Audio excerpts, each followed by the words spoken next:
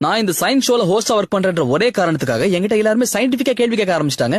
அதுவும் எந்த மாதிரி, இந்த லைஃப் எங்க இருந்து ஆரம்பிக்குது, முக்கியமா இந்த ஏலியன்ஸ் இருக்கா இல்லையா, எல்லாத்திலும் டாப் மனுஷங்க காத்துல பறப்பாங்களா மாட்டாங்களா, இந்த கேள்வி எல்லாம் என்கிட்ட கேட்டா எப்படிங்க? கோட்டு போட்டவெல்லாம் குமாஸ்தாவாக முடியாது. இதை விட உச்சக்கட்டம் கைரேகை ஏன் தேய்துன்னு என்ன கேக்குறாங்க. நான் என்ன ஷோ பண்ண வந்தனா ஜோசியம் பார்க்க வந்தனா?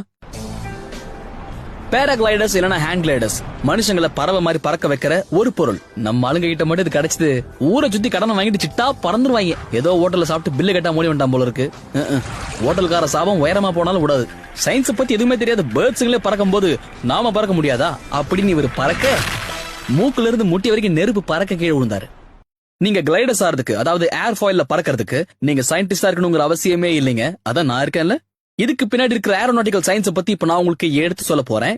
இதுல முதல் கட்டமா ஏர் ஃபாயில்ல எப்படி லிஃப்ட் பண்றது நீங்க தெரிஞ்சுக்கணும். இந்த மாதிரிதான் ஒரு ஏர் ஃபாயில் டிசைன் பண்ணப்பட்டிருக்கும்.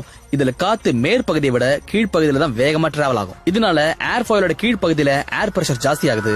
இதன் காரணமா ஏர் ஃபாயில் அப்படியே மேல போகுது. நீங்க ஸ்டேர் பண்ணணும்னா ஏர் ஃபாயிலோட ஏதாவது ஒரு பகுதியை நீங்க இழுக்கணும். இதனால ஏர்ல நீங்க அப்படியே சுத்த முடியும். இறங்கும் போது உங்களோட டிராப் ஸ்பீட் அதிகமா இருக்கும். லேண்டிங்காக ஏர் ஃபாயிலோட பின்பகுதியை நீங்க இழுக்க வேண்டியிருக்கும். அப்போதான் விண்ட் ரெசிஸ்டன்ஸ் அதிகமாகி ஏர் ஃபாயிலை நீங்க நிறுத்த முடியும்.